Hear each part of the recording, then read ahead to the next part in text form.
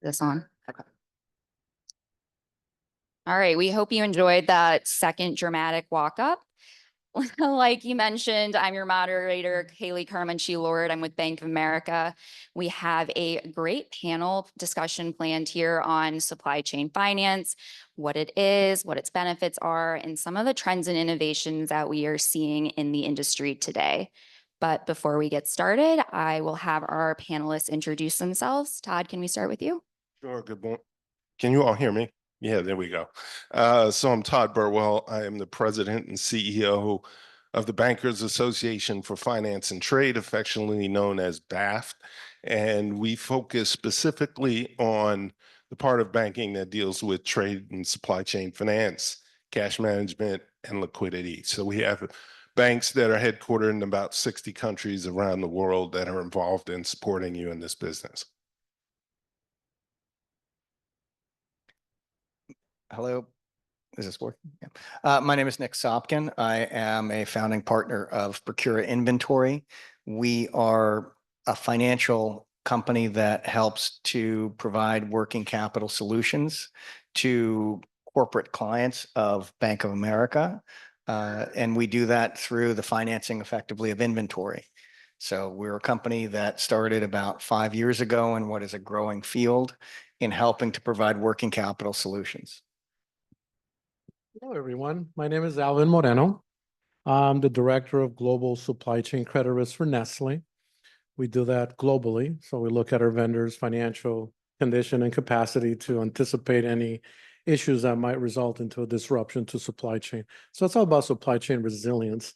So I'm a product of the center. I'm cohort 1. So all you other cohorts out there, we were the guinea pigs, okay? Nice to be here. All right, thanks, guys. So to prime our discussion today, we wanted to give a little background on what supply chain finance is. Supply chain finance, also known by its acronym SCF, is a set of working capital solutions that allows businesses to optimize their cash flow, which essentially means improving the timing of their cash inflows and cash outflows. There is an inherent disconnect between suppliers' goals and buyers' goals in that buyers ideally want to hold on to their cash, potentially delay payment terms, and suppliers, on the other hand, want to collect on their receivables, collect on their cash as quickly as possible. To help bridge that gap, banks like Bank of America offer supply chain finance programs, which allow suppliers to sell their receivables and get paid earlier in the payment cycle, such as 5 days after invoicing, and allows buyers to actually pay the bank back at maturity, hold on to their cash, and such as 90 days after invoicing. SCF is not just a working capital tool, but it also provides suppliers with an opportunity to get access to low-cost financing. They can sell, they can sell their receivables. They can monetize those receivables in ways that they wouldn't have been able to do before. Typically if they were to get a loan or factor their receivables, it can be quite expensive if it's even available to them. But with SCF, it actually leverages their buyer's availability and cost of credit, which is oftentimes much cheaper than their own. So in the past couple of decades of offering supply chain finance solutions, we've seen just how vital it is for suppliers to get access to low-cost working capital. They can use it to make payroll, purchase raw materials, and invest in their business. So with that in mind, Alvin, as you mentioned, Nestle has operated a successful supply chain finance program globally for the past few years. Can you talk about some of the benefits to Nestle? Absolutely. So on the surface, obviously, we get a working capital boost off of it while giving liquidity to our suppliers, right? It's not for every supplier, right? But at least the suppliers that need the liquidity to grow, it's accessible, right? Without having them draw on their revolvers, right? And it creates an opportunity where Nestle can work with a segment of buyers, those suppliers that might be a little smaller, that might not normally be able to bid on a large project, but with that liquidity, they're able to fund the working capital intensity required to, finance that growth in revenues on their end, right? So it basically boosts the entire ecosystem, right? And I think one of the things to point out is supply chain finance is a highly collaborative solution. It's meant to be, a benefit to both buyers and suppliers. So kind of switching gears here to focus on the supplier side, Jeff mentioned in his keynote speech earlier today that there is about a $2 to $3 trillion gap between need for financing and actual approvals to access that financing. So Todd, of course, you've guided our trade and transaction banking industry today. And so have you seen that accessibility to financing has improved with solutions like SCF? So, Kelly, I hope you'll give me a little bit of liberty on this one. I promise I'm going to answer your question. But this morning, when I was just chatting with different people here, there were additional thoughts that came to my mind. So I want to talk about three things before I answer your question. So first is I noticed that most people here are not involved in finance. So the natural instinct would be they're talking about supply chain finance. Why do I care? This has nothing to do with me. So I'm going to tell you why you care. So supply chain management is really all about making sure you get the right goods to the right place at the right time, right? Now, if we learned anything from the pandemic, is that when that breaks down, it has a critical impact on the cash flows of your company, right? Now, supply chain finance is really about getting the cash and liquidity into the right hands at the right time. And so if that breaks down, you don't have a supplier anymore. So tell me how that affects your resilience. I think it's important. So this goes back to the theme of the conference, which is around resilience. And actually, there's a question that came up here before about, the supply chain process starts at the point of export. Well, if you talk to a banker, the supply chain process starts at the point of order. Now, you could go even further upstream from that and really talk about how you design the entire flow. But the point is that if you haven't considered the interdependency of the financing with the movement of the goods and services, then that's why you should care. So that's the first point. Second point, the U.S. Small Business Association pretty much classifies a small business as, between $1 and $40 billion, right? Now, if you go to China, that window is much smaller. If you go to Vietnam or you go to India, it's even smaller than that. So now, as an individual, when I think about finance, right, and most people, I think, when they think about a bank financing, they think about a mortgage, they think about a car, they think about financing an asset, or maybe you think about financing a plant, or just providing, if you get big enough, then you have a revolving credit that you can draw on when you want. Well, the smaller the company and the deeper you go into your supply chain, the more those companies are relying on transactional level finance as opposed to institutionalized finance. So trade finance is really, and supply chain finance is really that transactional level finance. Because if you don't get the cash for your first order, guess what? You may not be able to fulfill the second order. So it's important to understand how these cash flows work in supply chain finance. Okay, so the third thing, let me give you a couple of examples of for all you innovators out there. You heard Jeff this morning talk about we worked together in a prior life, and we worked for a bank, and we actually did an acquisition of a logistics management company. It's the first time that had been done by a bank as far as we knew, but hand on heart, it was not a brand new idea, because a couple of years before that, there was a logistics management company, also known as UPS, that acquired a bank. Now, what was interesting about this is like, what did they want to do with financing? What do they know about financing? Well, think about trying to finance trade and financing goods in transit. One of the questions that you have to ask, particularly if you're going to collateralize that lending with the actual goods that are moving, is where are they? Who has ownership of them? What's the condition of these goods? When are they going to change hands? So now if you're UPS and you have control of that inventory from the back dock of the exporter to the warehouse of the importer, that changes your perspective on how you evaluate risk of lending against those assets, one would think, right? So this kind of comes back to the point that I've heard some of the technologists in the room talking about visibility and data and how you can use this data to help not only manage risk associated with your supply chain, but it creates new opportunities. So now I want you to fast forward. And there's someone over here, I think was from Amazon. You think about a company like Amazon, or you think about a company like Alibaba in China.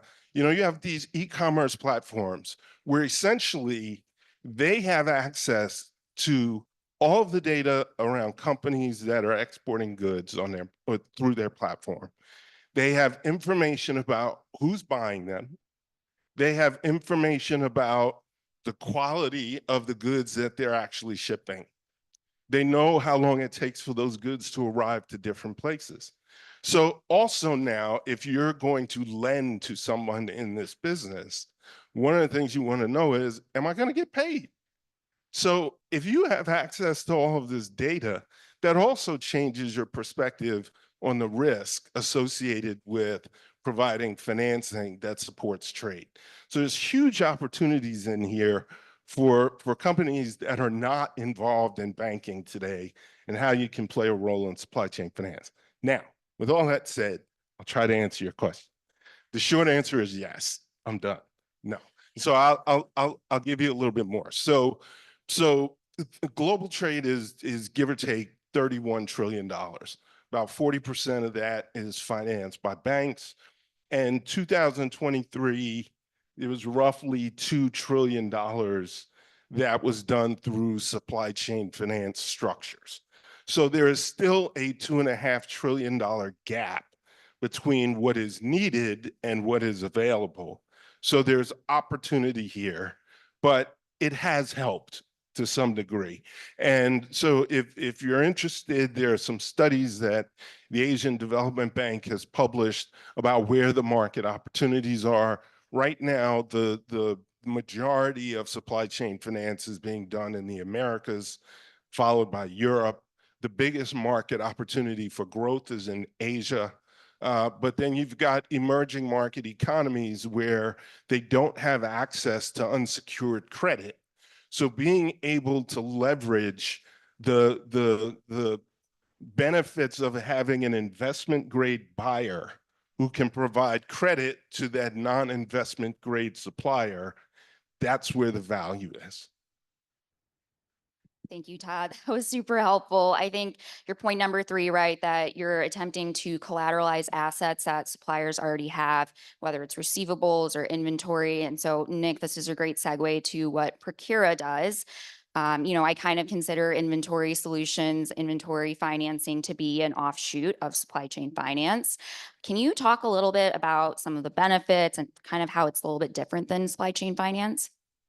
Sure. So if I think about the world that sort of this came from, we're all in a position to look at and help finance or alleviate companies' working capital needs.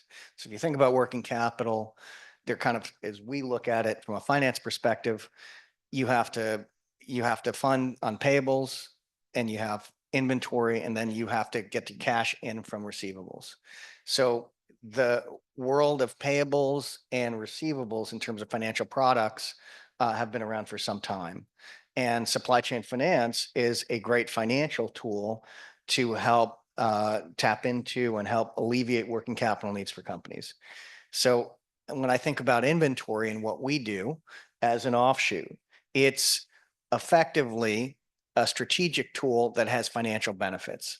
So by that, I mean, we have that ability to extend payment terms to clients, which then allows effectively people to pay us later, which then means that they keep their cash for longer. But it also involves us holding the inventory on behalf of clients until they need it. So as a tool, what inventory finance, or if we're successful at it, does is it alleviates the burden on the financial balance sheet of a company to hold the inventory itself, so we can hold it for them effectively until they need it. and give them a little more cash to do so and generate efficiencies there. So it's a very new offshoot of supply chain finance, which has, in my mind, been around for 20 or 30 years.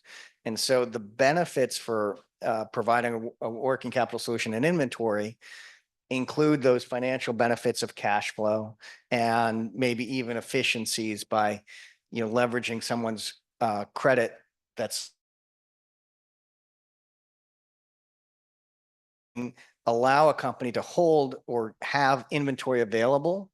The phrase that, I don't know if students have heard it yet, but the world of supply chain finance used to be all about just-in-time inventory, and companies would keep every piece till the very last moment on somebody else's balance sheet and pull it at the last moment. And we realized post-COVID that if you miss one point of that, the whole system can come to a halt. So what inventory finance can also do, aside from these financial tools, is it can actually allow companies to create additional inventory buffer and create more flexibility in having more inventory available when they need it.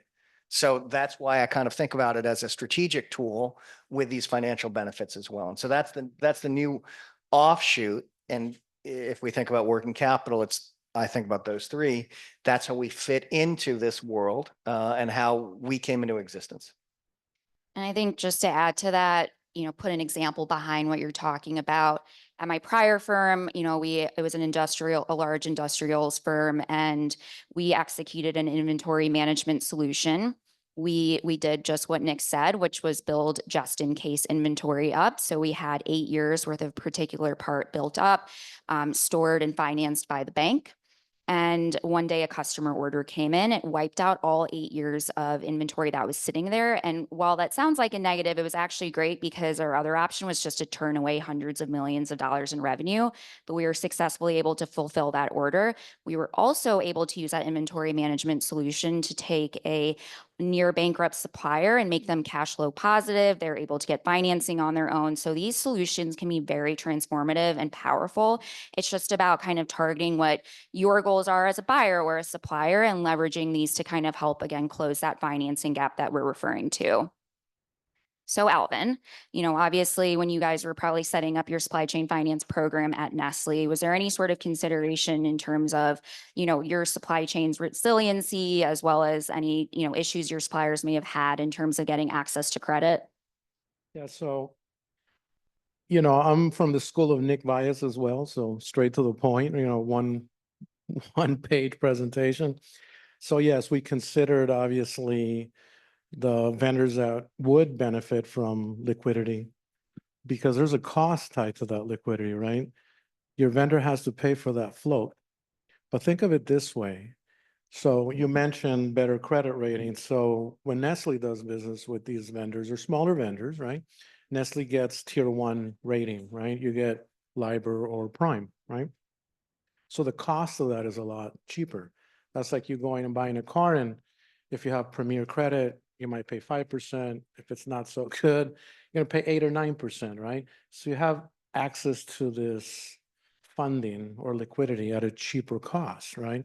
So we had to basically consider, the liquidity versus the margin giveaway, right? So that's one of the things. And also it opened the door to have smaller suppliers bid on projects, right? So like I said earlier, it increases the ecosystem because otherwise we wouldn't be able to deal with some of these suppliers. And it also increases transparency because we're not just dealing with the procurement folk, we're dealing with their finance folks. And that leads into another area, satisfying our requirement for risk evaluation, right? Because it's not just the selling, it's also the piece of the resilience piece. Do we understand where the risks are in our supply chain? Which vendors are compromised, which vendors are not? Having visibility to this allows us to proactively have contingency plans in place to avoid a disruption. And it's not just the large vendors that represent a disruption. It could be a small vendor that has a technical application that can't be replicated, or a proprietary process, or something as small as ingredients, flavoring ingredients that just a drop on every product, right? So you're looking at, it's only 5 million. Yeah, it impacts $200 million of, finished goods, right? So it gives us that narrative and that transparency and that camaraderie between our suppliers and us to have better transparency on the whole risk process, not just the liquidity and the benefit of the working capital impact. Have you seen that it's kind of improved your supplier relationships as well? Overall, yes. Obviously, you always have some issues where there's a negotiation because of the same thing. Okay, so you get the liquidity, but it comes at a cost, right? But if you're going to borrow, your borrowing is going to cost you more than if you leverage, Nestle's credit rating. And not only that, but you mentioned a revolver earlier, right? Think about it as your credit card. You go to a car dealer and you're going to buy a car, you're going to do it, you're going to put on your credit card. Well, it just maxed out your card, right? So that pretty much ruined your liquidity. You have no more access to liquidity. Anything that you need to buy until your next paycheck, right? Not that everyone needs that analogy, but right, you have no availability, right? But if you go in there and you finance the vehicle on a car loan, it doesn't touch your revolver, it doesn't touch your liquidity. So you have that free to keep the lights on, to meet payroll, to meet other opportunities, to invest back into the business. One of the things that wasn't mentioned, kind of touched on it, is on the working capital. Think of it this way. Let's say that you're a supplier and you have 60-day terms when you buy your materials, and now you sell it and you get paid in 10 days. You're able to cycle that cash many times before you have to pay that obligation. So that's added cash flow that you have perpetually that you can invest back into the business to grow the business. So that's another benefit that when we're having the narrative with our suppliers, we put that on the table. Look, don't just focus on the cost to float it. Think about the impact of the liquidity and the availability for you to grow, right? Because another thing is with a smaller supplier, let's say a business that their annual revenues are 10 million, let's say, and you have an opportunity for a $5 million increase, right, in business annually. Well, you're going to have to fund that increase through working capital intensity. You need to buy more inventory. You need to basically fund that receivables, right? When you go to the bank and you say, well, I need a $5 million loan, they're going to look at you like, well, yeah, your total revenues are 10 mil. It's going to be more difficult.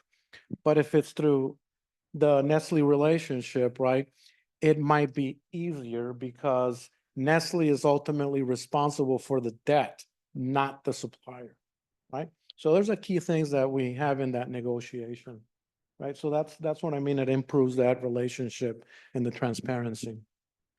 Yeah, absolutely. And I think what's important to point out too is that suppliers don't need to have a relationship with a bank like Bank of America to be able to access this type of solution. They're again leveraging their buyer like a Nestle who already has this existing relationship, has credit availability to them that they can utilize to set up a program. And the reason we call it a program is that it's not just for one or two suppliers. It's going to be something programmatic where multiple suppliers can join, actively sell Nestle receivables and get access to this low cost financing.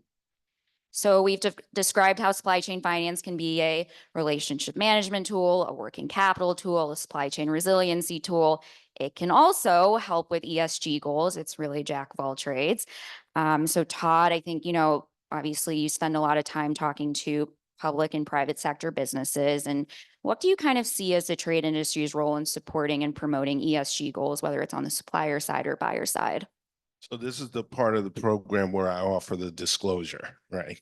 Because that's the signal I'm going to say something controversial. So the views that I will represent are those of Todd Burwell and not my organization or any of the institutions that I represent. Now, with that said, and notwithstanding, there truly are legitimately companies that have a culture built around sustainability and ESG, okay? Notwithstanding those, this is, I believe, a function of political priorities. Full stop. And I've seen this in multiple jurisdictions. Now, if you don't believe me, that's fine.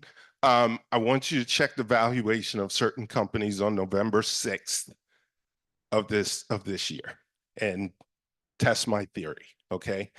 But certain jurisdictions, Europe, for example, has taken a lead from a public policy point of view and said, we're going to require companies to do X, Y, and Z towards a net zero goal, and we're going to require participation of financial institutions in this, et cetera, et cetera. They are way out in front of other jurisdictions.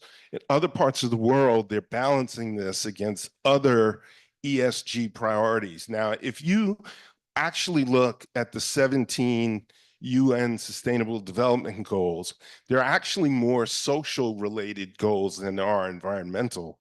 And there's been studies done to say that the outcomes that are influenced by social goal success have a higher economic return than those on the environmental success. So again, that creates a balance for governments and entities. I believe that financial institutions are there to support your needs as corporates. So you have to take the lead on this, all right? And I think the financing institutions are trying to support you. The challenge is this with trade financing, it's not that simple, right? So a lot of times we like to overcomplicate things, but in this case, it really is. So if you were going to say, all right, we want to do financing of a clean energy plant, it's generally going to be a pretty large financing. You can look at the end use of those proceeds of that financing. You can make a determination, is this green or is this not green, right? Because you hear all these terms about greenwashing. That's pretty straightforward. The problem with trade, and particularly with supply chain, is that it's multi-layered, and the implications at different layers in different jurisdictions means something different. So let me give you a couple of examples, right? Earlier today, there was some talk about, LA 28, and it's going to be a carless Olympics. And so let's talk about electric vehicles. The top of the head, you say, I want to finance electric vehicles, or I want to finance shipment of electric vehicles. Sounds pretty sustainable to me off the top of mind, right? All right, so let's peel it back. Electric vehicles rely on what? Batteries. Batteries are made of what? Well, they're made of different things, but at this point in time, there still is a 10 to 15% content that's cobalt. Okay. Cobalt, 70% of the world's cobalt is mined in the DRC, right? Now, the dirty little secret is that it's also mined using slave labor and child labor and other things like that. So if you're financing that transaction, is it really sustainable? There's a lot of layers to this. Give me another flavor. So I'm in Africa. I swear I get an earful every time I'm in Africa and we talk about sustainability. The buzzword in Africa is just transition. Here's why. Africa it makes up 3% of the world's carbon emissions, all right? So the view there, you can imagine, is look, this is a Western problem, and you're trying to impose a Western solution on me punitively when I don't contribute to the problem. You go to South Africa, 85% of the electricity in South Africa is generated by coal.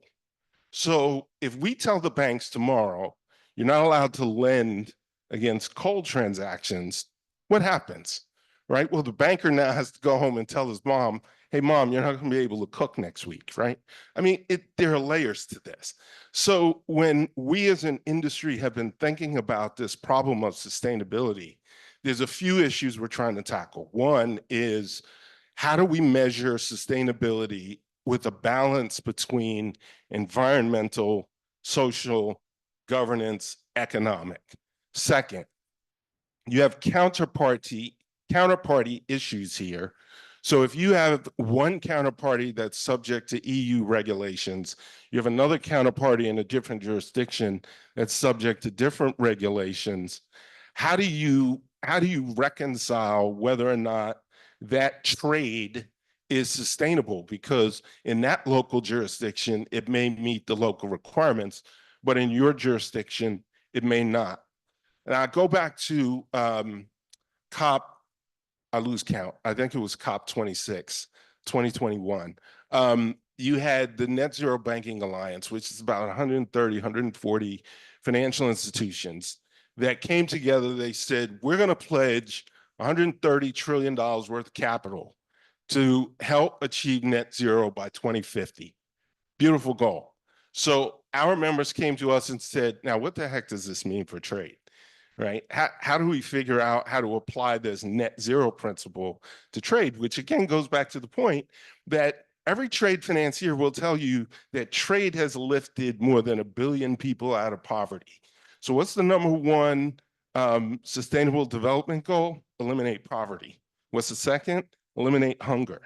So if you take away trade, you are now going to impact poverty. You're going to impact hunger. So what are we balancing this against? So as our industry is trying to reconcile this, I know this is more than what you bargained for.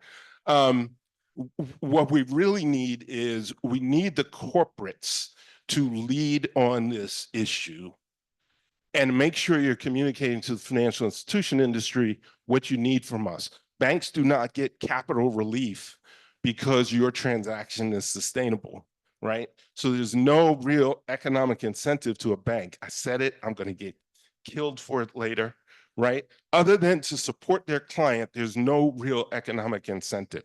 But they also don't want the stick that says they have to do something that's not profitable just because a regulator said so. So we need corporates to be partners in this thing because there's a lot of layers to it.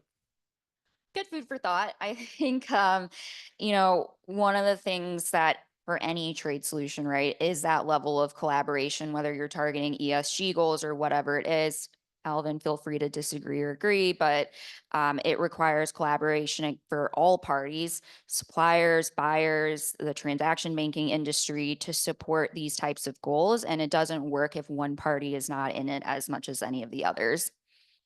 So kind of shifting gears here to like trends and innovations that we've been seeing recently in the industry. I know Nick touched upon it a little bit here with inventory finance, but Nick, you've executed some really great deals recently, especially in the tech space.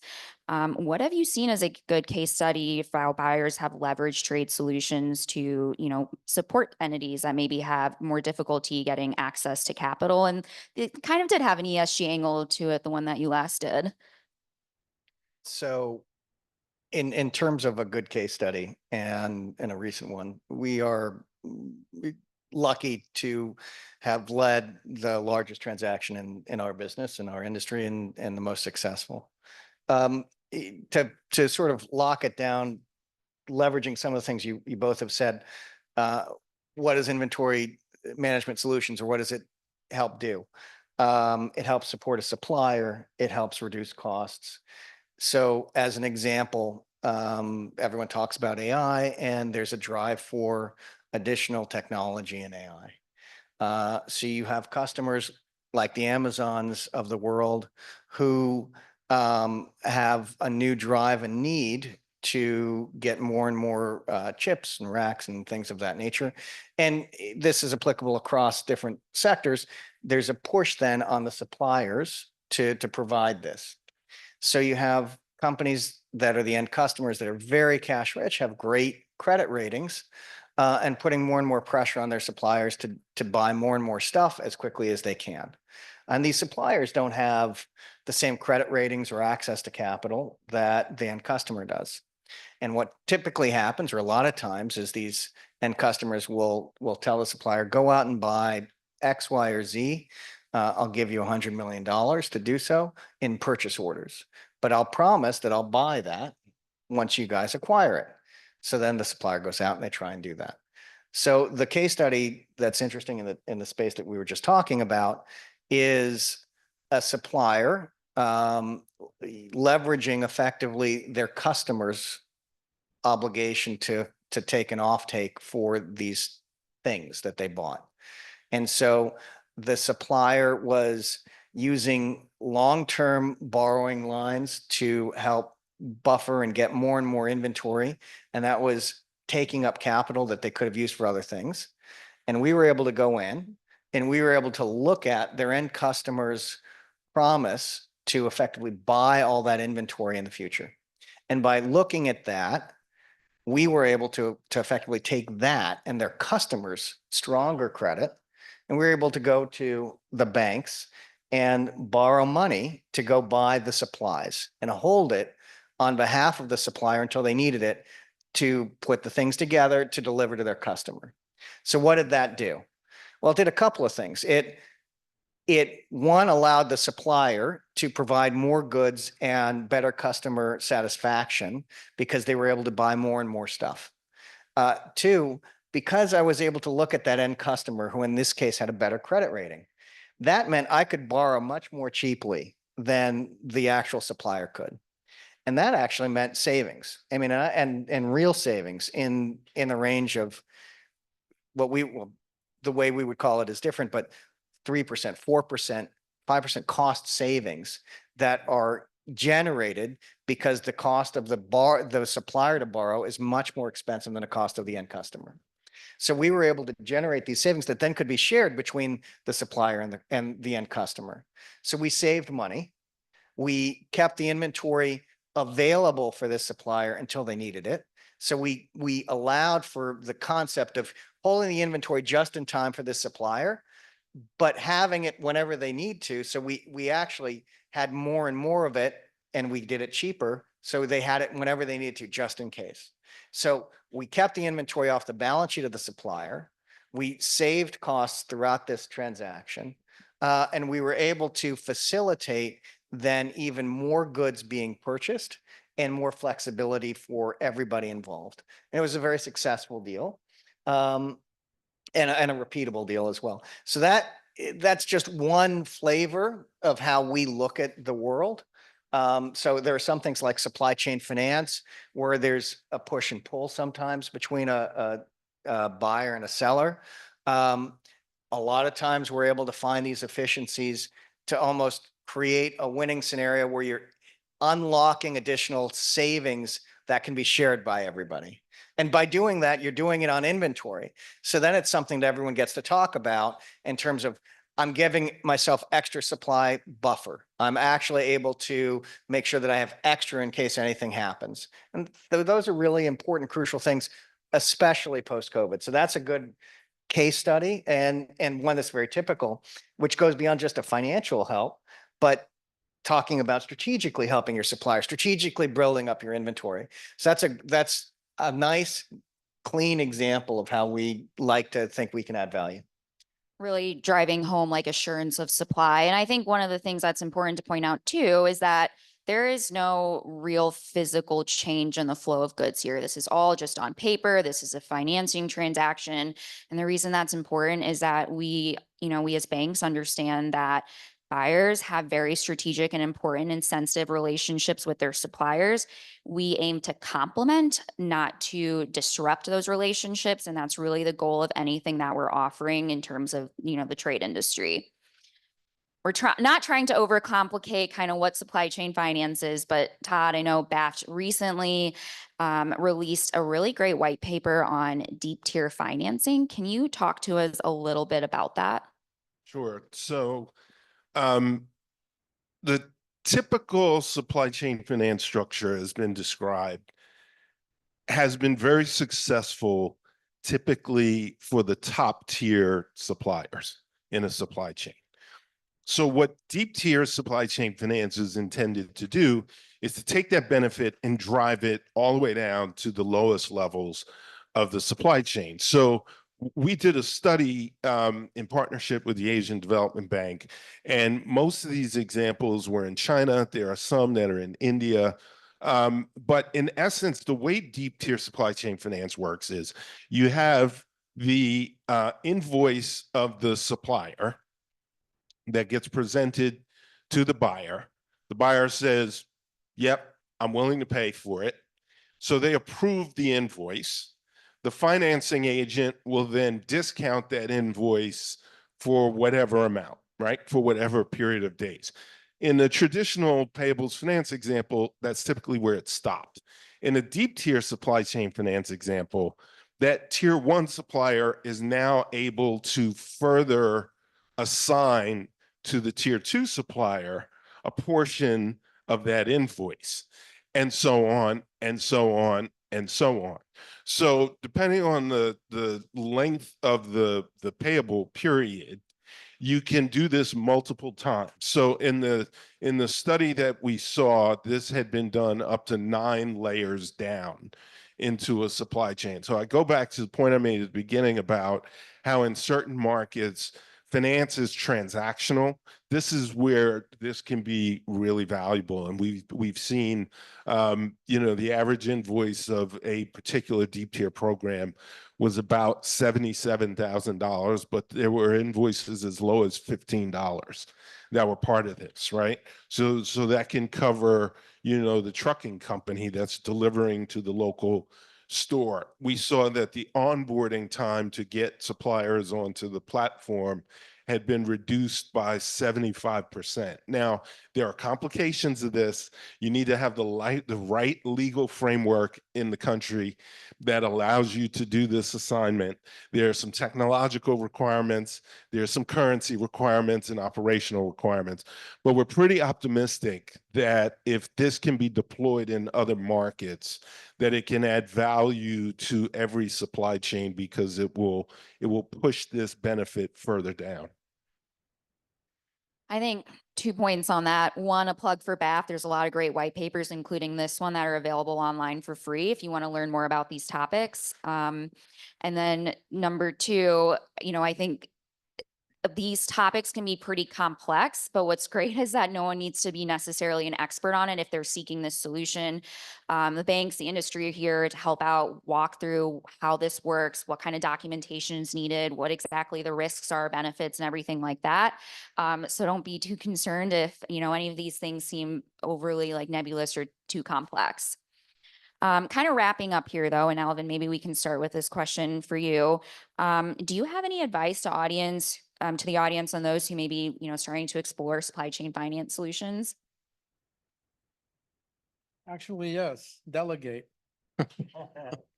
No, actually partner with people that understand finance, because I'm actually a finance guy before a supply chain risk guy. So I'm very well versed on finance. So yeah, it's really crucial that you understand the financial implication, because in business, everything's about, people were mentioning return on investment, right? So you have to look at what's the cost, what's the recovery period, it doesn't make sense, right? Kind of the same approach, make versus buy, right? You got to factor that in and understand the benefit, right, versus the risk or the cost associated with that. And also, so you can actually build a really good partnership with your vendor, because the vendor is going to come back and have a lot of questions, right? And they're not going to trust you if you don't know the answers or you don't really understand the process.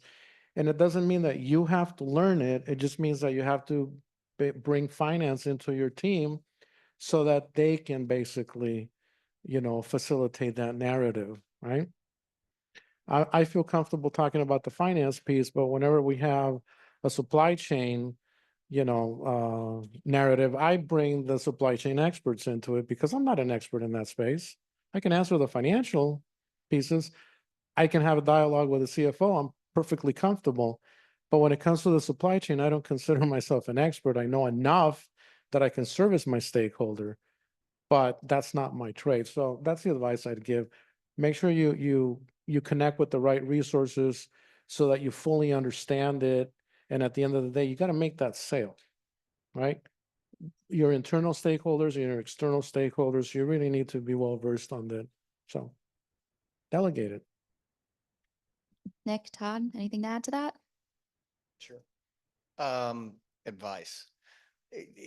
Since we're a newer product, if you will, our ecosystem is a little different. That means for us, we say, one, be educated, and it's not a heavy lift to get educated in terms of inventory management solution projects like what we do.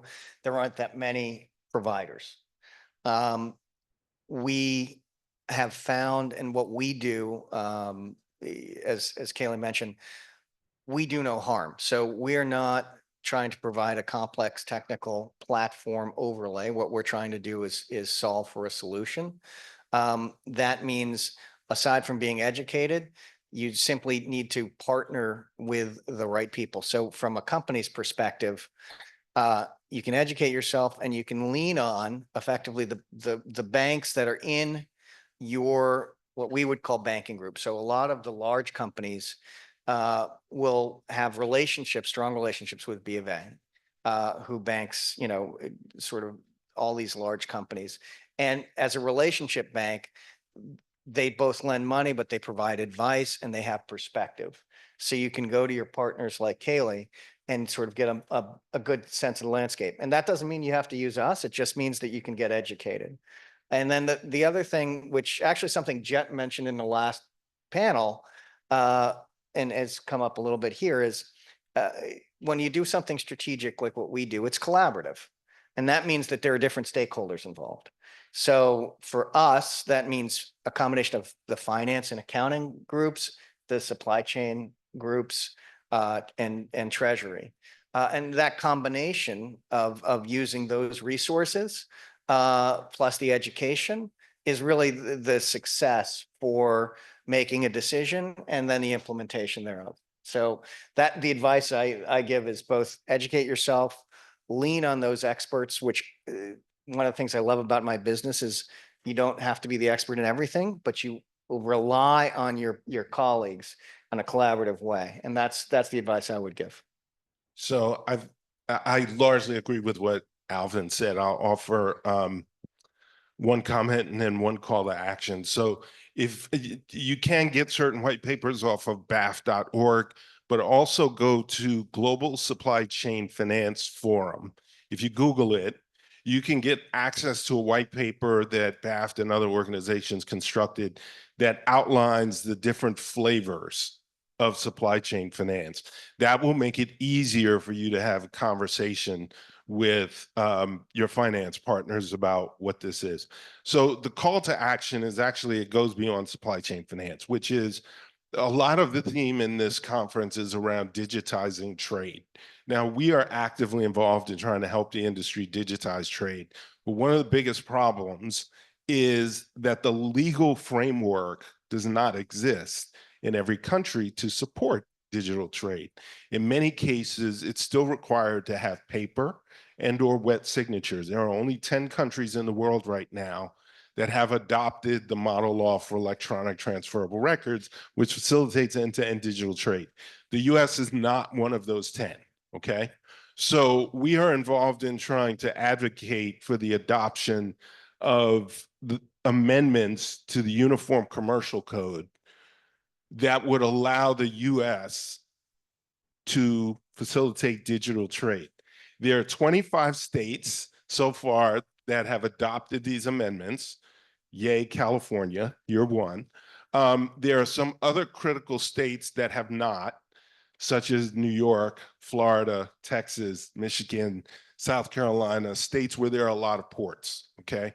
So if your company is operating in states that has not adopted these amendments, we need your company's support to push your state legislatures to adopt these amendments so that you can realize the benefits of digital trade. We'll be happy to talk offline about what that means and how you can support this.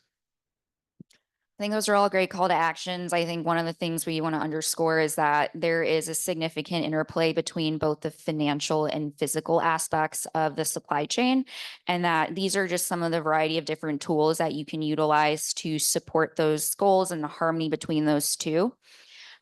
So that concludes our discussion portion of the panel, and we'll actually now move into questions and answers. Mike, all right, I'll try. What is the attitude of suppliers today to dynamic discounting? To what extent do they accept it kind of under protest just to get paid versus having something be of true value to them? And at what point does it get to the point where the supplier's very stability is challenged by their constantly accepting these discounts off the invoice just to get paid early? It's an optional tool. So all of these tools are optional to all parties, so including suppliers on dynamic discounting. And so those suppliers, of course, don't need to continue to sell receivables and get paid early if they don't want to. It's available to them should it be an attractive option, but of course not mandatory for participation.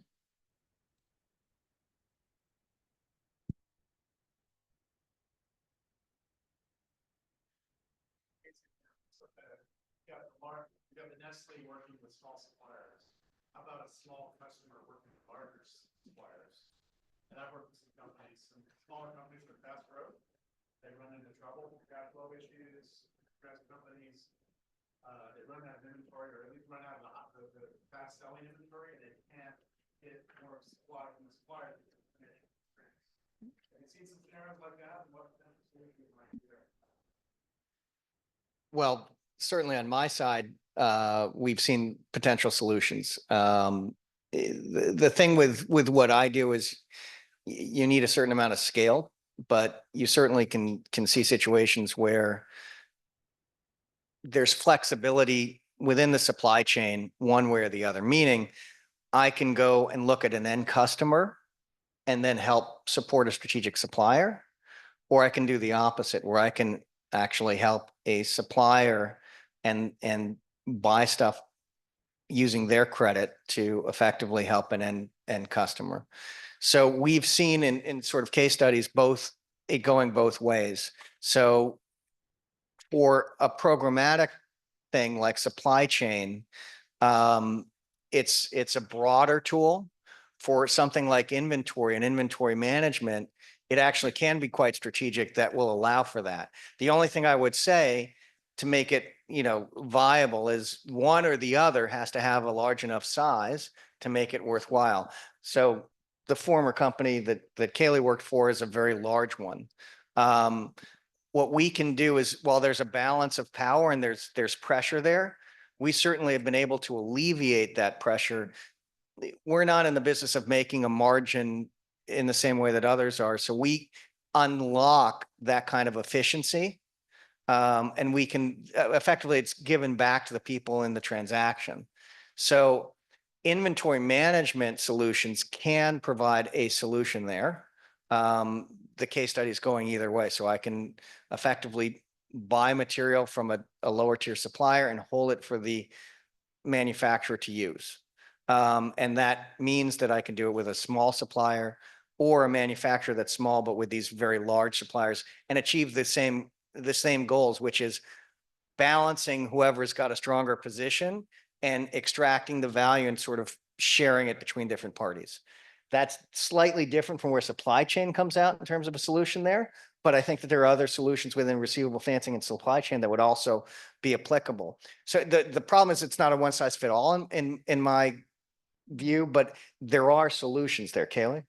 Yeah, I was going to say in a situation like that where it's kind of a seller driven versus buyer driven request for financing, receivables financing is a perfect fit for that. If they have a large customer that they know is a particular, client of a bank, they can certainly sell those receivables, leveraging still the credit and cost of credit of that particular buyer. So that's always a great option. I think one of the things too with trade solutions is they're fairly customizable to an extent. So if there are particular goals that a client has, whether it's a seller or a buyer of goods and services, then we can kind of tailor the solutions that we have to fit those needs. And Todd or Alvin, if you guys want to add anything to it. Yeah, the only thing I'll add is that I have dealt with companies that are larger than Nestle. And that's why early on I said, look, it's not for everyone because you got to give up margin for the liquidity. And the larger, well-capitalized companies don't want to give up margin, right? It benefits the smaller companies because at the end of the day, the only reason this is entertaining is because it's a tool to reduce your working capital, which is a KPI. Investors look at working capital. The bigger it is, yeah, you have a lot of money, but that means you have an inefficiency. You reduce your working capital, you free up cash that you can reinvest in the business or pay down long-term debt, right? So it's increasing your per share results. That's pretty much it.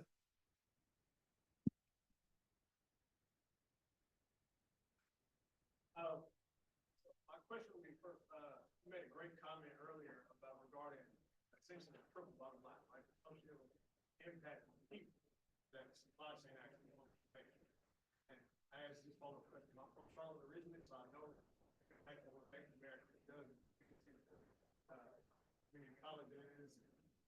building houses and everything, right? So supply chain has a huge impact on it. And of course, in finance control, doing suppliers of all different sizes, right? So that impact on that they have their community is even more important. So I guess my overall question is, with engaging with your suppliers, wanting everything you do, what would be the suggestions or help you provide suppliers to insight on the impact they can on their community when it comes to underserved markets?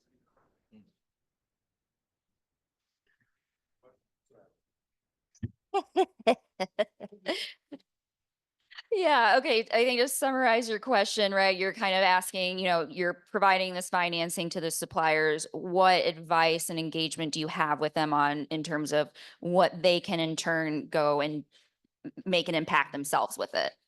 I think, one of the key things we do is when we're offering supply chain finance programs is we have what we call dedicated program managers who are constantly working with these suppliers to educate them on what is supply chain finance, what is the benefits, and it can include discussions like that. If these suppliers have ESG goals or if their buyers have ESG goals, then that's certainly also part of the discussion as well. So while we may not be able to have a granular level discussion about what specific impacts they can have in their community, it's certainly something that they can utilize that working capital injection they're getting, that financing they're getting in terms of kind of having that multiplying effect.